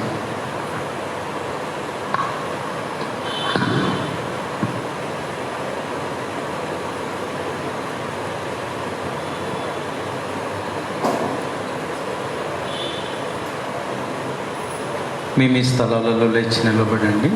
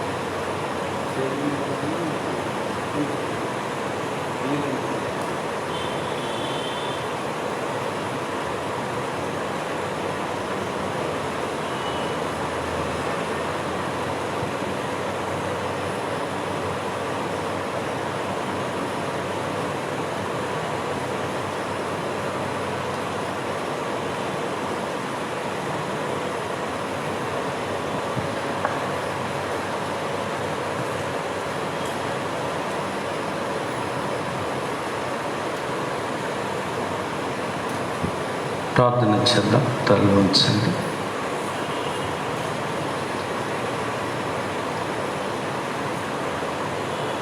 సర్వశక్తిమంతుడా, ప్రేమగల మా రక్షక, మీ గొప్ప నామమునకు కృతజ్ఞతాస్తుతులు చెల్లించుచున్నాము. మీ పరిశుద్ధమైన సన్నిధానంలో నిలిచి మీరు చేసిన ఉపకారములను బట్టి మీకు కృతజ్ఞతాస్తుతులు చెల్లించుచు మీ నామమును మహిమపరుచుతున్న మీ బిడ్డలు ఒక్కొక్కరి కొరకు వందనాలు. వారిని వారి కుటుంబాలను దీవించి వర్ధిల్ల చేయండి ప్రభు. కె రాజ్ కుమార్ గారు వారి కుటుంబాన్ని బట్టి ప్రార్థిస్తున్నాం. మీ మేలులతో వారిని దర్శించి క్షేమము, ఆరోగ్యము, నెమ్మది, సంతోషము, సమృద్ధి వారికి దయచేయమని అడుగుతున్నాం. ఎస్ జీవన్ గారు కొరకు ప్రార్థిస్తున్నాం ప్రభు. మీ కృపాక్షేమములు వారికి దయచేయండి. కుటుంబాన్ని దీవించి వర్ధిల్ల చేయమని ప్రార్థిస్తున్నాం. ఎస్ అరవింద్ గారి కొరకు ప్రార్థిస్తున్నాం. అరవింద ప్రభాకర్ గారి కొరకు మీ మేళ్లతో వారిని దర్శించి వారి అర్పణములను అంగీకరించి ప్రభా మీ సహాయమును వారి ప్రార్థనలకు ప్రతిఫలమును అనుగ్రహించమని అడుగుతున్నాం నాయన. అలాగే కే సింథియా కొరకు ప్రార్థిస్తున్నాం ప్రభా. మీ బిడ్డకు మీరు అనుగ్రహించిన నూతన సంవత్సరమును దయాకిరీటమును బట్టి మీకు వందనాలు చెల్లిస్తున్నాం. బిడ్డను ఆశీర్వదించి నూతన సంవత్సరం అంతట్లో రానున్న అనేక సంవత్సరాలలో మీ మెండైన దీవెనలు దయచేయండి. వారి పక్షముగా మా ప్రార్థనలు, మీ బిడ్డ ప్రార్థనలు నెరవేర్చి ఆనందింపచేయమని, నూతన సంవత్సరం అన్ని విషయాల్లో కూడా జయకరమైన సంవత్సరంగా అనుగ్రహించమని అడుగుతున్నాం. దయగలిగిన మా తండ్రి, అలాగే ఫ్లోరెన్స్ రత్నకుమారి గారి కొరకు ప్రార్థిస్తున్నాం. మీరు అనుగ్రహించిన నూతన సంవత్సరమును దయాక్రీటాన్ని బట్టి వందనాలు. ఈ నూతన సంవత్సరంలో వారిని ఆశీర్వదించండి. వారి ప్రార్థనలన్నీ సఫలపరిచి మీ నామ ఘనత కొరకు ప్రియ కుటుంబాన్ని వర్ధిల్ల చేయమని ప్రార్థిస్తున్నాం. జి విజయ్ కుమారి గారి కొరకు ప్రార్థిస్తున్నాం. ప్రభా మీ బిడ్డను వారి కుటుంబాన్ని దీవించి వర్ధిల్ల చేయండి. వినీత్ గారి కొరకు ప్రార్థిస్తున్నాం తండ్రి. ఇదిగో మీ బిడ్డను ఆశీర్వదించి ఆయన మీ బిడ్డకి ఇచ్చిన ఉద్యోగ బాధ్యతలను బట్టి వందనాలు. నూతన ఉద్యోగాన్ని మీరు ప్రసాదించారు ప్రభు. స్థిరపరచండి, వర్ధిల్ల చేయండి. శ్రేష్టమైన మంచి భవిష్యత్తు బిడ్డకు అనుగ్రహించండి. ఇచ్చిన ఉద్యోగ బాధ్యతలలో మీ పరిశుద్ధాత్మ బలము కలిగి అందరి దగ్గర కూడా మంచి పేరు ఘనత పొంది వర్ధిల్ల చేయండి. సిహెచ్ కిరణ్ కుమార్ కొరకు ప్రార్థిస్తున్నాం. మేము మేలులతో వారు దర్శించండి రక్షక. సమాధానము ఆశీర్వాదం దయచేయండి. పి ఆకేష్ కొరకు ప్రార్థిస్తున్నాం. ఇదిగో నాయన మీ బిడ్డ సెకండ్ ఇయర్ ఎగ్జామ్స్ కొరకు ఆయన మరి ప్రార్థన చేయమని కోరి ఉండగా మీ ఆశీర్వాదం ఇచ్చి శ్రేష్టమైన ర్యాంకులో మీ బిడ్డకు ఉన్నతమైన జయం అనుగ్రహించండి. మంచి భవిష్యత్తు ఇవ్వమని ప్రార్థిస్తున్నాం ప్రభు. ఆయన అలాగే శ్రీమతి శ్రీ ఇగ్నేషియస్ గారి కొరకు ప్రార్థిస్తున్నాం. ప్రభా మీ బిడ్డ నూతన సంవత్సరమును దయాక్రీటం ఇచ్చి మీరు ఆశీర్వదించినందుకు స్తోత్రాలు. నూతన సంవత్సరం మీ బిడ్డకెంతో, కుటుంబానికి, దంపతులకెంతో ఆశీర్వాదదాయకంగా, అలాగే రానున్న అనేక సంవత్సరాలలో మీ మెండైన దీవెనలు వారు పొందుకొని వర్ధిల్ల చేయమని ప్రార్థిస్తున్నాం. వారి దాంపత్య జీవితంలో మీరు ఇచ్చిన మేలులను బట్టి వందనాలు. బిడ్డలు వారి వారి కుటుంబాలలో వారు దీవించిన విధానాన్ని బట్టి వందనాలు. మీ ఆశీర్వాద సమృద్ధిలో వారిని దంపతులను కటాక్షించి వర్ధిల్ల చేయండి. ఆయన అలాగే పిఎల్ విజయ్ కుమార్ గారు వారి కుటుంబాన్ని బట్టి ప్రార్థిస్తున్నాం. ఆయన మరి అక్టోబర్ 10వ తారీఖున బర్త్డే సెలబ్రేట్ చేసుకుని ఉండగా మీరు ఇచ్చిన నూతన సంవత్సర ఆశీర్వాదాలను బట్టి వందుతున్నాను. దంపతులను దీవించండి. బిడ్డలను వారి వారి కుటుంబాలను దీవించి వర్ధిల్ల చేయండి.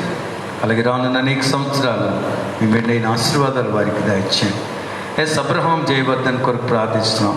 అలాగే ఆయన సతీమణి బిడ్డలు ఆయన వారి కుటుంబం కొరకు ప్రార్థిస్తున్నాం. మీ మేళ్లతో వారు దర్శించి మీ ఆశీర్వాద సమృద్ధిని, సంతోషమును అనుగ్రహించండి ప్రభు. టి సుష్మిత కొరకు ప్రార్థిస్తున్నాం ప్రభు. మీరు ఇచ్చిన ఆశీర్వాదం, చక్కని దీవెనలు మీ బిడ్డకు మీరు అనుగ్రహించున్నారు. ఎదుగు నాయన మరి మీ బిడ్డ వారి తల్లిదండ్రులు, ఆత్మీయులు బిడ్డ యొక్క వివాహం కొరకు సిద్ధపడుతూ ఉన్నారు. ఆయన మీ కార్యములు నెరవేర్చిన విధానాన్ని బట్టి వందనాలు, స్తోత్ర. రెండు కుటుంబాల వారిని కూడా మీరు ఆస్వాదించి నడిపిస్తున్నందుకు స్తోత్ర. ఏలూరులో బిడ్డల నాయన వివాహం జరిగించబడుతూ ఉండగా ప్రభా సమస్తము ఘనముగా దీవెనకరంగా జరిగించండి. మీ నామమునకు మహిమగా ప్రియ దంపతులను వర్ధిల్ల చేయండి. అనేక ఆశీర్వాదాలు మీ బిడ్డలు పొందుకొనొచ్చు. మీ రాజ్య వ్యాప్తి కొరకు పాటుపడే దంపతులనుగా వారిని ప్రతిష్ఠించుకోండి ప్రభు. రెండు కుటుంబాల వారిని కూడా ఆయత్తపరిచి ఆశీర్వదించండి. కృతజ్ఞత అర్పణలు అర్పించిన ప్రతి బిడ్డను, ప్రతి కుటుంబాన్ని కూడా పేరు పేరుని దీవించుమని యేసుక్రీస్తు పుణ్యనామంలో బ్రతిమలాడి ప్రార్థిస్తున్నాం తండ్రి, ఆమేన్. తండ్రి, కుమారుడు, పరిశుద్ధాత్మ త్రియేక దేవుని దీవెన సదాకాలం మీకు తోడుగా నుండి ఆస్వాదించి వర్ధిల్ల చేయను కాక, ఆమేన్. దయచేసి కూర్చోనండి.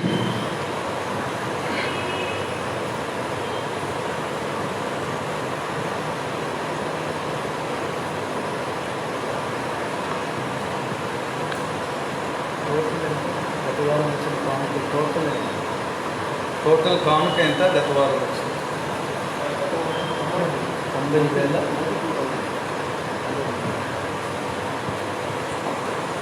ప్రకటనలు గత వారం వచ్చినటువంటి కానుకలు 92,000 కానుక వచ్చింది. రెండవ ప్రకటన మరి అక్టోబర్ మాసం వచ్చిందంటేనే మనకు ఎలక్షన్స్ మాసం. అది సంఘపరమైన పెద్దలను మనం ఎలక్ట్ చేసుకుంటాం. మరి ఈ నెల ఆఖరు ఆదివారం ఈ సంవత్సరం 3 వార్డులలో పిసిసి సభ్యులు వారు కాలపరిమితి పూర్తి చేసుకుని దిగిపోతున్నారు. వారి స్థానంలో నూతన ఎన్నికలు జరగాలి కనుక 2వ వార్డులో, అలాగే 4వ వార్డులో, అలాగే 6వ వార్డులో, ఈ 3 వార్డులలో ఎన్నికలు ఏర్పాటు చేయబడి ఉన్నాయి. బయట ఆ వార్డులకు సంబంధించిన ఓటర్స్ లిస్ట్ ఉంది కనుక అది ఫైనల్ లిస్ట్ ఇక మార్చబడటం అవ్వదు. ఎందుకనంటే మరి పరిస్థితులను బట్టి పెద్దలు ఇచ్చిన ఇన్ఫర్మేషన్ ప్రకారంగా వాటిని మేము సరిచేసి ఫైనల్ లిస్ట్ పెట్టేయటం జరిగింది. ఆ లిస్టులో ఉన్నవారే ఓటర్స్గా మరి నెలాఖరు వారంలో ఎన్నిక జరిగినప్పుడు వారు పార్టిసిపేట్ చేస్తారు. ప్రియులరా, గమనించాల్సిందిగా మనవి చేస్తూ ఉన్నాను. ప్రార్థన చేయండి. ఈ 3 వార్డులలో సంఘ పెద్దల ఎలక్షన్ పరిశుద్ధాత్మ నడుపుదల ద్వారా జరిగించబడినట్లు మీ ప్రార్థనలు జ్ఞాపకం చేసుకోవాలని నేను మనవి చేస్తున్నాను. వివాహ ప్రకటన ఉంది. పశ్చిమ గోదావరి జిల్లా తాడేపల్లిగూడెం కాపురస్తులు Christ Church of South India Eluru సంఘ సభ్యులు శ్రీ తలారి డానియల్ భూషణ్ కుమార్, శ్రీమతి సునీల భూషణ్ కుమార్ గార్ల ఏకైక కుమారుడు చిరంజీవి డాక్టర్ తలారి విజయ్ సృజిత్ అను ఆయనయు, విశాఖ జిల్లా విశాఖపట్నం కాపురస్తులు మన హైయర్ మెమోరియల్ లుథరన్ సంఘ సభ్యులు శ్రీ తాడి జాన్సన్ దేశాయ్, శ్రీమతి ఆలిస్ ఫ్లోరా రాణి గార్ల జ్యేష్ఠ కుమార్తె చిరంజీవి సౌభాగ్యవతి తాడి సుష్మిత అను ఆమెయు క్రైస్తవ గృహస్థ మార్గంలో జతపరచబడుటకు పెద్దలు నిశ్చయించున్నారు. వీరు దీని యందు వర్ధిల్ల వలనని సంఘము ప్రార్థించుకోరుచున్నారు. మీ ప్రార్థనలు కూడా దయచేసి జ్ఞాపకం చేసుకోండి. వీరు జతపరచబడుట సరికాదని న్యాయమైన కారణాలు ఎవరైనా తెలియచేయగలిగిన అటివారు తమ ఆక్షేపణలు వివాహ తేదీలోగా వ్రాతపూర్వకంగా తెలియచేయాలని కోరబడుతున్నారు. వివాహ తేదీ 26 అక్టోబర్ ఈ మాసం 2020 సోమవారం ఉదయం 10:30 గంటలకు వివాహ స్థలం క్రైస్ట్ చర్చ్ ఏలూరు సిఎస్ఐ చర్చ్లో ఈ వివాహం ఏర్పాటు చేయబడి ఉంది. ఇది మొదటి ప్రకటన.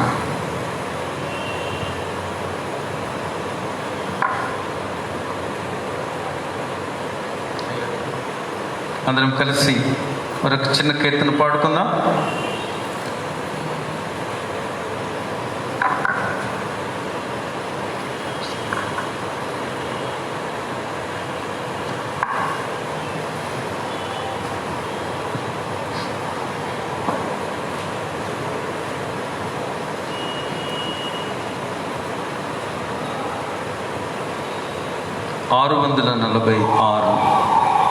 దేవునికి స్తోత్రము గానము చేయటం మంచిది. మొదటి 3 చరణాలు, చివరి చరణం పాడుకుందాం. దేవునికి స్తోత్రము గానము చేయుటయే మంచిది, మనమందరము స్తుతి గానము చేయుటయే మంచిది. యెరూషలేము యెహోవాయే కట్టుచున్నవాడని, యెరూషలేము యెహోవాయే కట్టుచున్నవాడని, ఇశ్రాయేలీయులను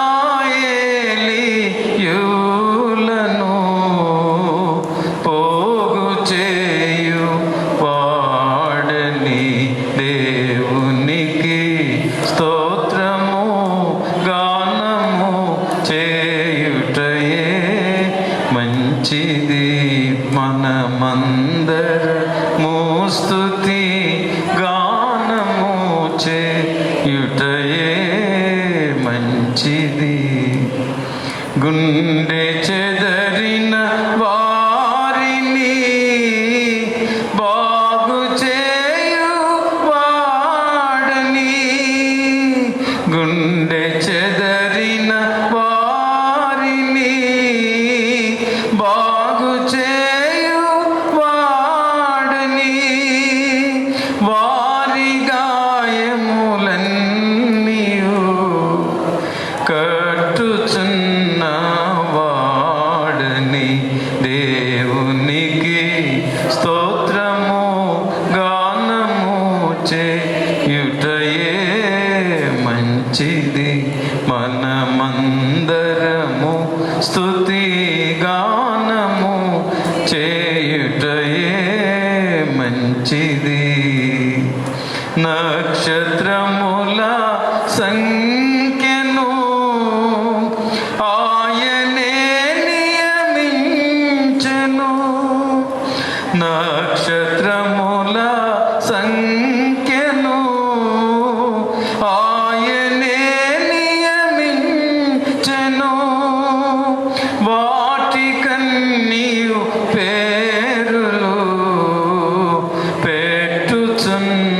ఉన్నవాడని దేవునికి స్తోత్రము గానము చేయుటయే మంచిది.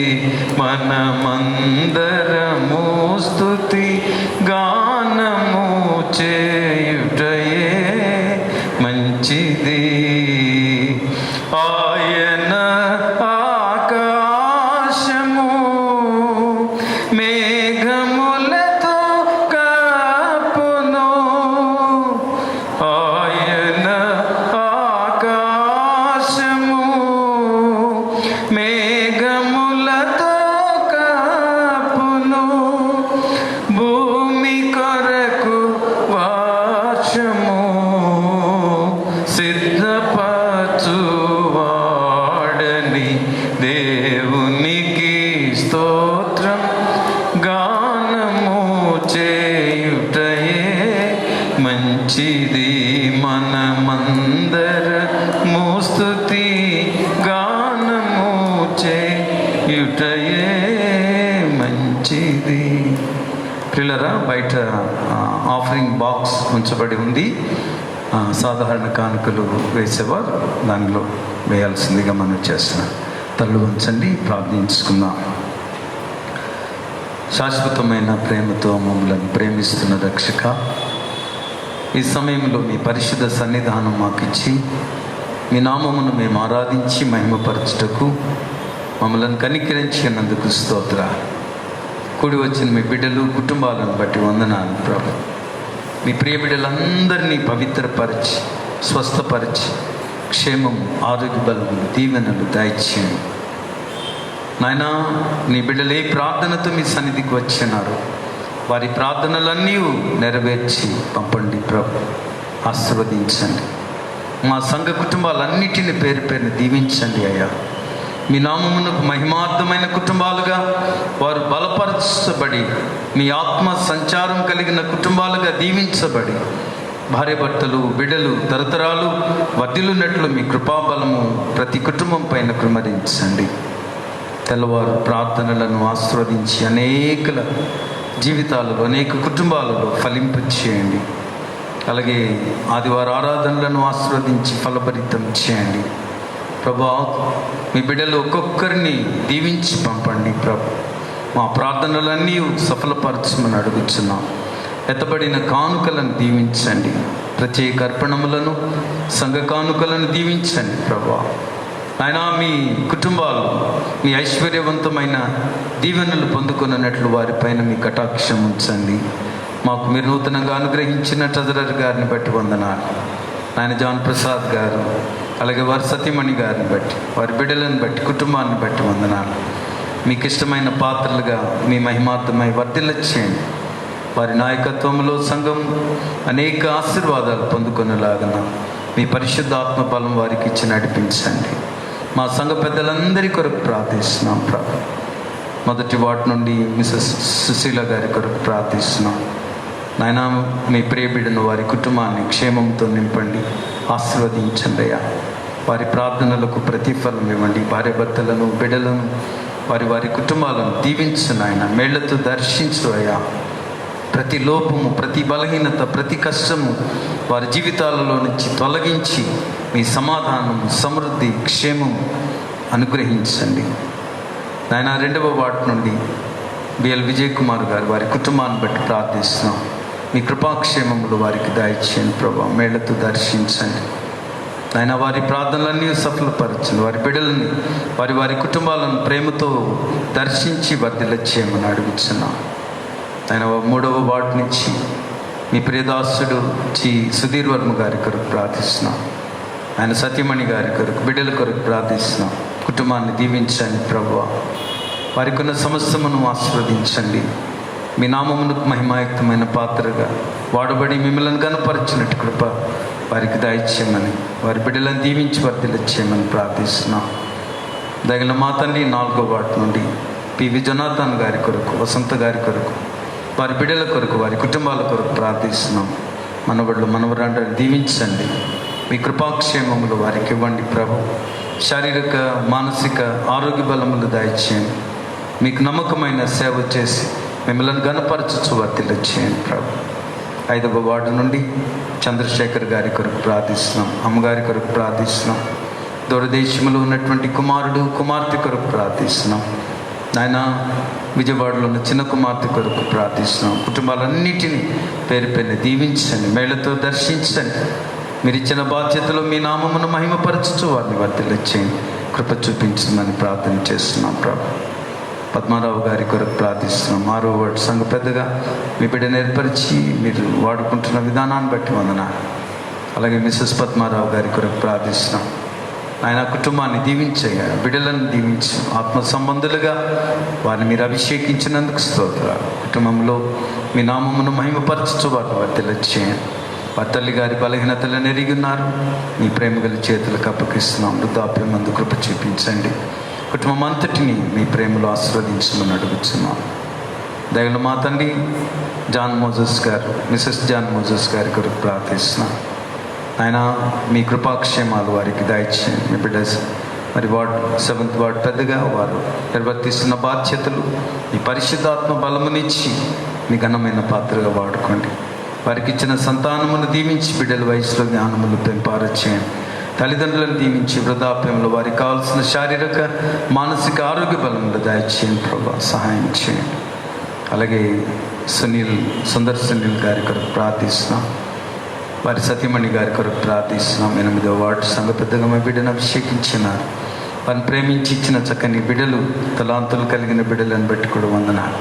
మీ ఆత్మతో నింపి మీ ఘనతాత్మ వర్తిల్ల చేయండి. కుటుంబాన్ని దీవించు అయ్యా, శ్రేష్టమైన ఆశీర్వాదాలు దయచేయండి. వారి తల్లిగారిని దీవించండి. అలాగే అమ్మాయి తల్లిగారిని తండ్రి గారిని దీవించండి, క్షేమం కృప చూపించండి ప్రభు. ఆయన ఈ కుటుంబాలన్నీ కూడా మీ పరిశుద్ధ నామములో ముద్రించబడినవి.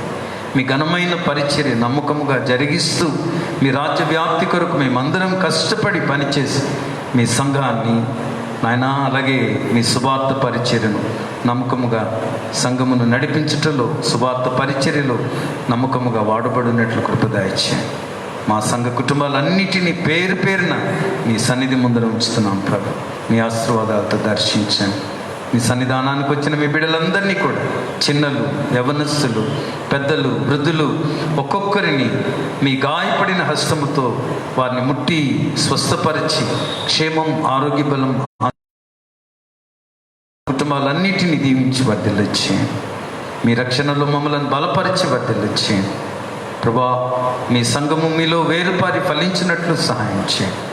దేశాన్ని, రాష్ట్రాన్ని అలుముకొని ఉన్న కరోనా వైరస్ను గద్దించి క్రీస్తు శక్తిగల నామములో దూరపరచమని అడుగుతున్నాం. అవేవి మా సమీపమునకు రాకుండా మా చుట్టూ మీ పరిశుద్ధ దూతలను కంచిగా ఉంచమని ప్రార్థిస్తున్నాం ప్రభు. సహాయం చేయండి.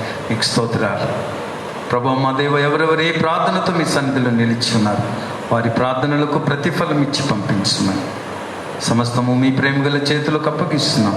అనారోగ్యంతో, బలహీనతలతో ఉండి ఆయన మీ నామమును బట్టి ప్రార్థిస్తున్న వారిని కూడా మీ గాయపడిన హస్తముతో ముట్టి స్వస్థపరిచి సంపూర్ణమైన ఆరోగ్యం, క్షేమం దయచేయండి.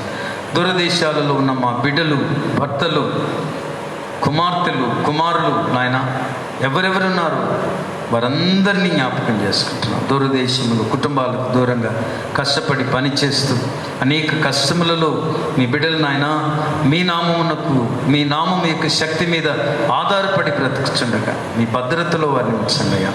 వారి ఉద్యోగ బాధ్యతలు ఎందుకు దీవెనలు దయచేయండి. సమృద్ధిని ఆశీర్వాదాలు ఇవ్వండి ప్రభు. ఇక్కడ విడిచి వెళ్ళిన కుటుంబాలలో కూడా ఏ విధమైన కష్ట నష్టములు లేకుండా మీ కాపుదల వారి గృహాల చుట్టూ ఉంచండి ప్రభు. క్షేమం ఇవ్వండి, ఆరోగ్య బలములు దయచేయండి. మా కుటుంబాలన్నిటిని పేరు పేరు దీవించండి. అధికారం అంతా మీ ప్రేమగల చేతులకు అప్పగిస్తున్నామయ్యా. రాబోయే మా వార్డు పెద్దల ఎన్నికలను బట్టి కూడా మీ సన్నిధిలో ఉంచుతున్నాం.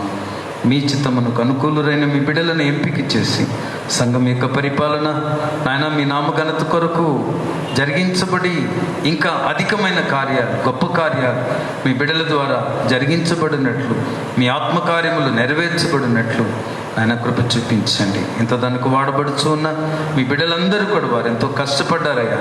వారిని, వారి కుటుంబాలను తరతరాలు దీవించమని ప్రార్థిస్తున్నాం. మమ్మల్ని మీ కృపలతో దర్శించి పంపించమని యేసుక్రీస్తు పుణ్యనామములో బ్రతిమలాడి ప్రార్థిస్తున్నాము తండ్రి. ఆమేన్. పరలోకమందున మా తండ్రి, నీ నామం పరిశుద్ధపరచబడుగాక, నీ రాజ్యం వచ్చుగాక, నీ చిత్తం పరలోకమందు నెరవేర్చున్నట్లు భూమి అందు నెరవేరునుగాక. మా అనుదినాహారం నేడు మాకు దయచేయము. మా ఎడల అపరాధం చేసిన వారిని క్షమించిన ప్రకారం అపరాధములు క్షమించము. శోధనలోనికి తేకాదు శ్రమములను తప్పించుము. రాజ్యం, శక్తి, మహిమ నిరంతరం నీవే ఉన్నవి. ఆమేన్. ప్రభు నిన్ను ఆశీర్వదించి నిన్ను కాపాడుగాక.